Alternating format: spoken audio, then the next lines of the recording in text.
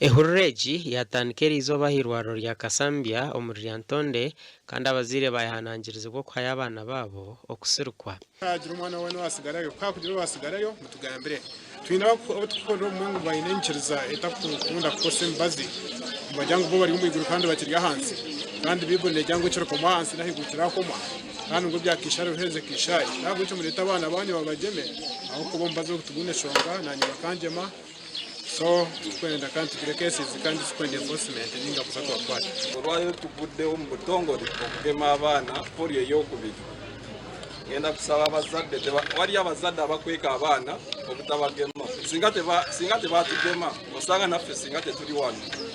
Abaana bine emyaka 5 kugarra hansi nibo barize kweba omubazi ogw'okubakingira endwara ya muhinya.